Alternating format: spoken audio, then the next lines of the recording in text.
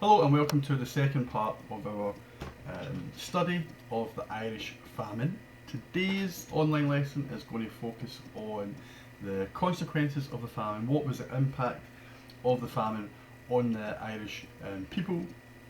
We obviously know the most heartbreaking one, which was 1 million dead, approximately. But then also there is the future for those who survived. What is that future going to entail? Where is the future for the Irish population? Is it going to be at home under a new set of circumstances, or is it going to be in other parts of the world where the Irish population will be scattered as a consequence of the famine? As was the case with the first class on the Irish famine, you will need some sources in front of you, so you can go to iCity and view these sources. They are going to look at a few things, mostly the impact of immigration, but also, but also the final thing that we're going to examine today, which is historiography. How have historians interpreted the causes and the consequences of the famine? And there is, for obvious reasons, some focus on blame. Who was to blame for this event that led to such a tragedy in Ireland? Here, I guess, is the starting off point, which I guess illustrates the tragedy, and it is the decline, significant decline in the Irish population. And it's a decline that is obviously very much exacerbated by the famine. It starts really in the period right before things start to become incredibly difficult for Irish people, which is 1845 to 1851. Although if we go back to 1838 and the passing of the Poor Law, there was already some desire for Irish people to leave the country because the thought of maybe ending up in the poorhouse, the workhouse, was too much. So some decided that if the only way to escape their poverty was to go abroad, and then they did so, and hence why you get some Irish in places like Liverpool and Glasgow, London, before the famine occurs. But then the famine obviously is what leads to the real decrease in population. And you can see that the population continues to decrease right through the 20th century as well.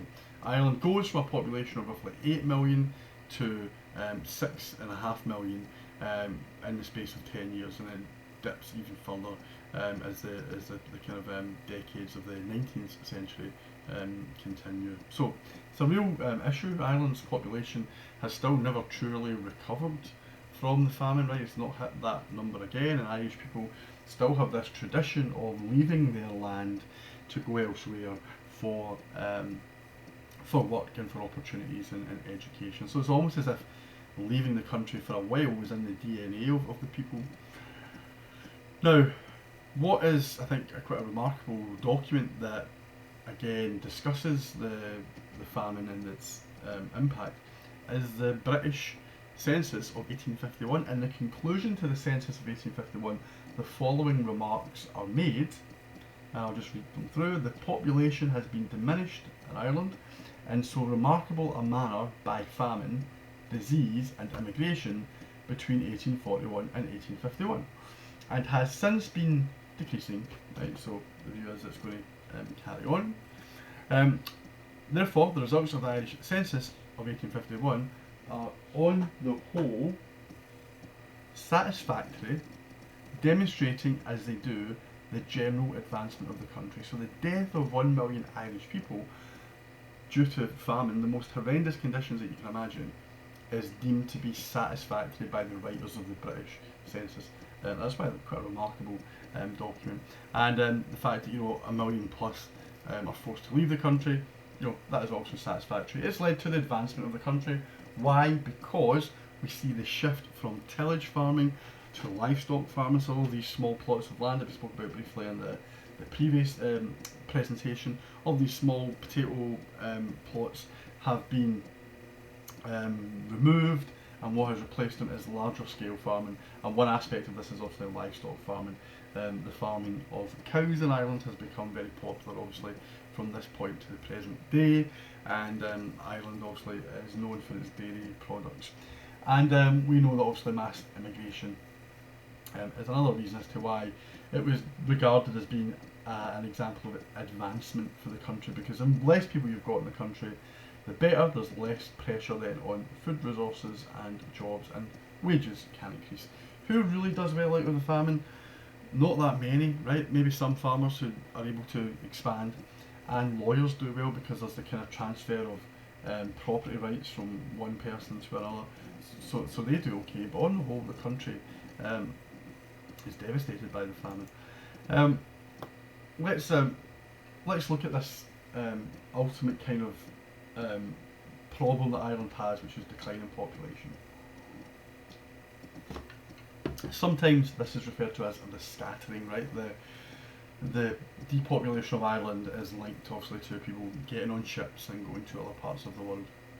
And here you see this image of Erin, right? The depiction of Ireland, and the image that you see really sums up how Irish people felt at the time and how Irish people might still feel to this day. Erin is holding a list of the population of Ireland, and if you can see it closely, you can see it decline, right until you get to 1881. It's at the kind of 5 million mark, and estimated, that it will go down further. You can therefore see that the Irish population is down by about 3 million, or is down by 3 million since 1841.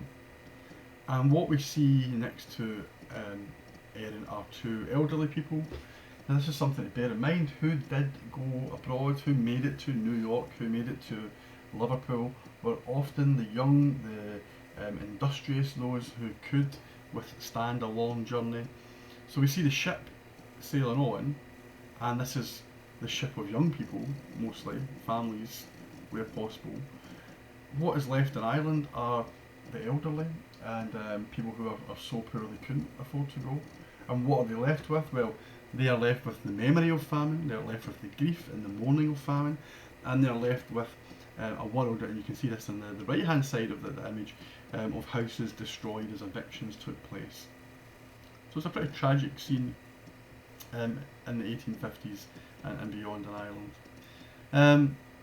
Where did these ships go to? Where did Irish people eventually sail? Well, the main destinations can be seen in the graph below. The USA was also a popular destination as the century progresses. Australia, less popular, but there are Irish who did go to Australia, and Canada as well. Canada was British up until 1867, and then after that, Canada is an independent country. What is not obviously shown in the map is Britain, the UK, because destination of overseas immigrants, Ireland was part of Britain up until this point, 1821 to 1820. So it doesn't take into account those who end up in Britain. Who ends up in Britain? Well, hundreds of thousands of Irish end up in Britain. 250,000 plus go almost immediately to places like Liverpool and Glasgow and London. These are obviously fairly easy to get to in the cases of Liverpool and Glasgow, a short journey across from maybe Belfast to Glasgow or from Dublin to Liverpool. The impact of the famine on the British mainland is also a kind of remarkable aspect of this period. By 1851, it was estimated that 22% of Liverpool's population were Irish. If you look at the Glasgow situation, it was estimated that people who were Irish or who had Irish blood were maybe a third of the Glasgow population. So we've got the famine now having consequences on cities within Britain, and you only need to imagine what that is going to be. And living in a world where immigration has had a lot of publicity in recent times, and we know that there is an anti-immigrant feeling and sentiment that exists within not just Britain but in a number of European countries and in the USA, as we have seen. And so you can imagine how the Irish are going to be viewed as they make their way to Liverpool and Glasgow. Remember, they are migrants who are coming not with money, not with skills, not with something necessarily to offer immediately to the places where they reside. In fact, they're coming with things that are going to possibly make life more challenging for the local community in Liverpool or Glasgow. They're coming with disease, they're coming with malnutrition, and they're coming with resentment as well. So for those who end up in Glasgow, for those who end up in Liverpool, we see a challenge, a double challenge: the challenge of trying to get a work and to maintain your family, and the challenge of trying to overcome prejudice. I think this is illustrated perfectly in the sources that you have, and the sources are mostly about Liverpool. The sources focus on the newspapers of the day, basically expressing what they think were the issues that the Irish people were bringing with them to Liverpool. So I'm not going to go through them all, right, but I've got them in front of me, and you can have them in front of you, and they run from sources 7 to 10. Source 7 is from the Times newspaper, the 8 is from the Liverpool Mail, the 9 is from the Liverpool Mercury, and then you get a kind of, for number 10, a kind of little story from a book about sectarian violence in Liverpool. The Times one is an interesting one. In fact, it's the one I'll start with because it's very short. It says, Ireland is pouring into the cities and even into the villages of this island. A fetid torrent of famine, nakedness, dirt and fever. Liverpool is also the place where, is feeling the brunt of this. Liverpool, whose proximity to Ireland has already procured for it the unhappy distinction of being the most unhealthy town in this island, seems destined to become one mass of disease. So the Irish were bringing with them disease more than anything else. The Liverpool Mail is even more explicit in its hatred of the Irish. That the scum of Ireland come to Liverpool and die in thousands is true. The scum of Ireland, right? But whose fault is that? It is the misgovernment in Ireland that is to blame, but it's also the idleness on the part of the Irish peasantry and ignorance and extravagance on the part of the Irish gentry. The people of Liverpool, therefore, again, are feeling the pressures here because they're going to be taxed to a degree almost beyond endurance to support, and here's a language that we might even hear today, these swarms of people, swarms of starved and diseased peasants.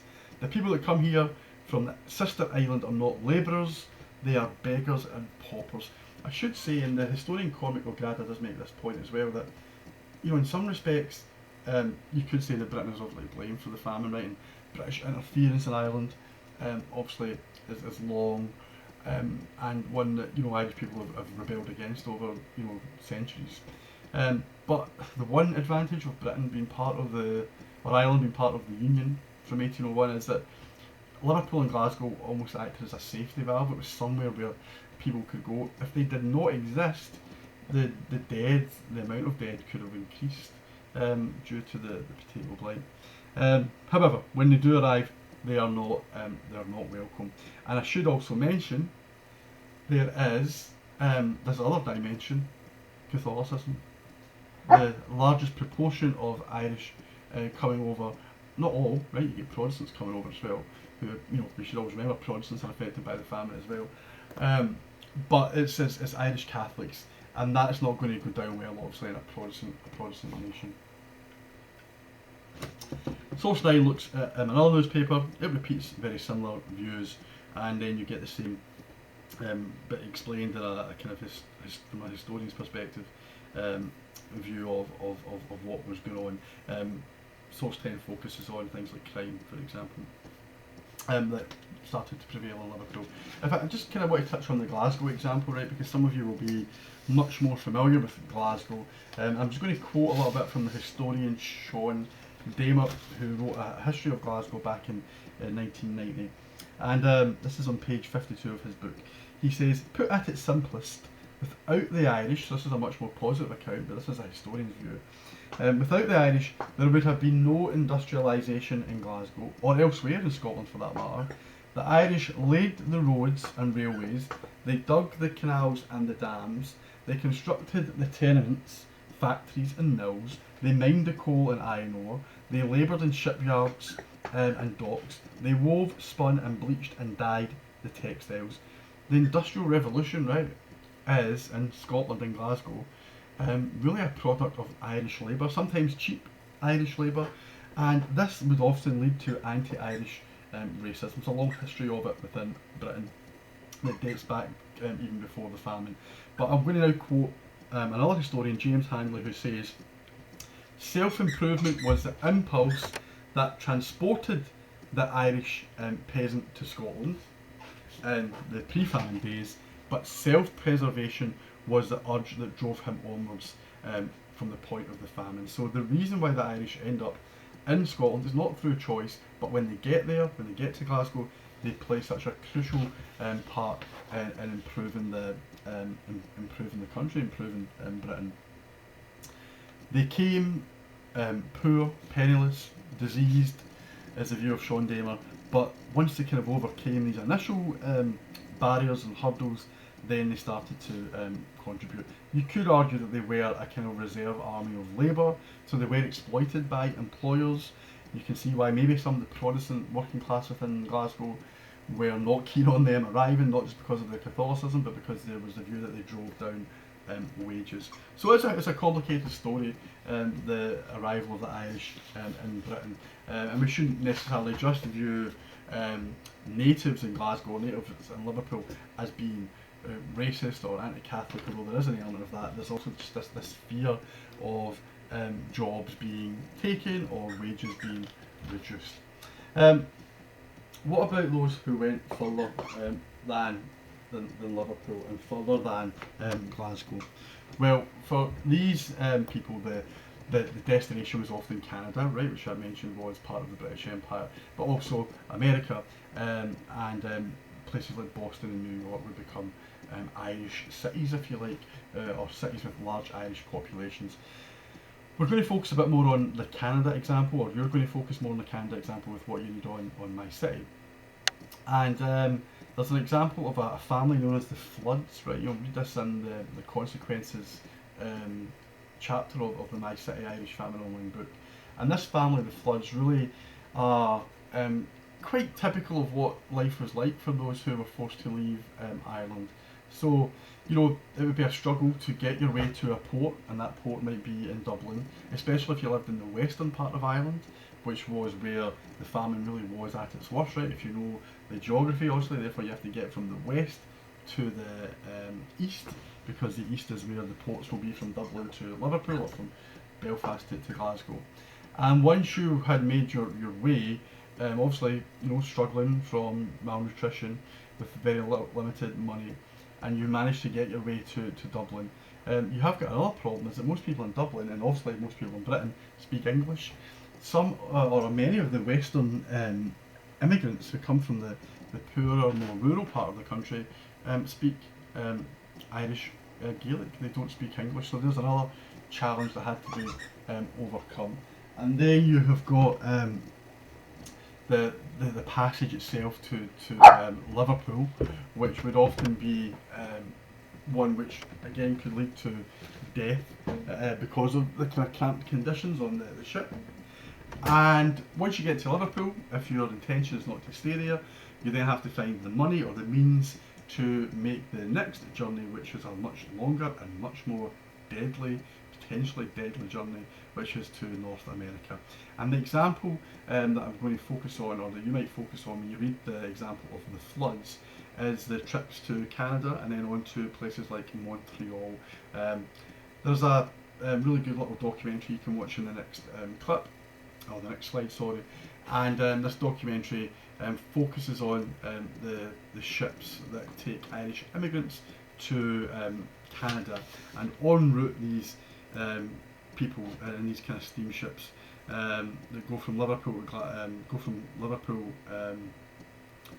from Dublin to Liverpool and Glasgow, or Belfast to Glasgow. These steamships, if you survive that, then you have to go into another type of ship, right? A ship that's not necessarily, you know, cut out for the journey it's about to make, and that would be a kind of old, kind of wooden ship sometimes that were going to make their way across the Atlantic. In fact, they picked up the nickname of coffin ships because they were so deadly. Not so much because they would sink, although there were a couple of examples of that, but more so because of the disease that would spread. Close proximity spreads disease, in the same way that we are asked to social distance during the coronavirus crisis. People were being put on these ships where the idea of social distancing was just not possible. Remember, people are cold and damp, so they huddle in together to kind of keep warm on these ships, and that's what spreads lice, and lice is what basically leads to typhus.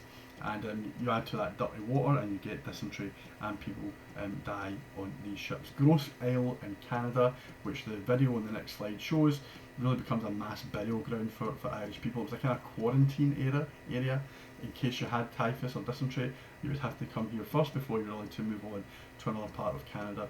The amount of people who die either on ships docked at Grosse Isle or die in the sheds, the kind of infirmary, which were basically just big sheds on this island. These numbers were pretty high, and your chances of surviving the journey, if you got to Grosse Isle, you had done well, but your chances of surviving the journey involved you demonstrating that you didn't have a fever, so that you would be allowed to move on to the next stage. And many Irish moved on to places like Toronto and Montreal. They were not welcomed, right? So you get the same situation here as you get in Liverpool and as you get in Glasgow. I've left it at this kind of bottom slide. I've said, can you sum up a potential experience of an Irish family living through the famine? Well, yes, you can, right? Because you can read this example of the floods on my city. But there's also a fantastic song by the songwriter Declan O'Rourke called The Great St Lawrence River. And one of the things that the thing you have to do for the final part of your forum class contribution is you have to analyse some song lyrics. And there's a number of songs written by Declan O'Rourke on his album, The Chronicles of the Great Irish Famine, where he talks about some of the causes of the famine and some of the consequences of the famine. And you're going to get an opportunity to pick one of these songs. Here is an example of a song, The Great St Lawrence River, which is in Canada, which focuses on the consequences. So that is really the story of immigration and the horrors of it. I think the video really explains it well, and the sources that you can read through your own time really explains it well, also, as well as the material available in my city. Here is the video clip here that you can watch. Now, we're going to move on finally, just very briefly, to historiography. Historiography is something that you're familiar with now. You've had to examine it in your assessments that you've done, whether it be the view of, let's say, who is the most important figure when it comes to the abolition of the slave trade, or you've looked at historiography and you've tried to determine the consequences of the Industrial Revolution, or when you look at the Industrial Revolution itself, you look at kind of different historiographical interpretations about, was it an Industrial Revolution that was incredibly rapid and transformative, or was it something that happened over a kind of slower period of time? So here we're going to look at historiography again, and you might want to comment on historiography, again quite briefly, but you may want to comment on it in your forum post. There are at least 3 different historical interpretations that are kind of viewed as explaining the Irish famine. These are the nationalist interpretation, which is the first one, the revisionist, and then the post-revisionist. Now, the nationalist interpretation is associated with one individual, in particular a guy called John Mitchell, who writes a book right after the famine, really. He writes this in the 1860s, and he writes this as he is kind of emigrated from Ireland. He calls the book The Last Conquest of Ireland, perhaps, and it is ultimately about the famine and who was responsible for the famine. And obviously, the answer to that question was easy. It was the English, right? The English were to blame for the famine. In fact, the famous quotation from Mitchell is one in which he explicitly blames Britain. He says, "The Almighty indeed sent the potato blight, but the English created the famine." So that view persisted throughout the 19th century. You could even argue that it still persists today. If you were to ask somebody from Ireland who's not a historian who was to blame for the Irish famine, there's a good chance they'll say, well, it was the English, the British. And that's partly to do with the kind of mythology that emerges and develops post-famine. But it's also based on what we've studied in the last kind of couple of classes. There does appear to be evidence that the British have acted in such a way that it's easy to see why you could blame them for what happens. So that's the nationalist interpretation. Then in the 1930s, roughly until about the 1950s, late 50s, we get what we call the revisionist interpretation. So the revisionist interpretation tries to revise the nationalist interpretation, and the revisionist interpretation is a history written by kind of moderate Irish historians who have been educated in Britain, and they take the view that the nationalist interpretation goes too far. We shouldn't be pointing the blame at Britain. Rather than blaming the British and specific politicians like Wood or Trevelyan or Russell, we should focus on structural factors, factors that were almost out with the control of people. So that would be, how land was organised within Ireland, prices of food within Ireland, maybe just the way that people farmed in Ireland. All of these factors could be taken into account, rather than just saying, well, it was this guy's fault or this country's fault. So you have the nationalist interpretation, which is the initial interpretation, which lasts for a long time. Then you get this revision of that.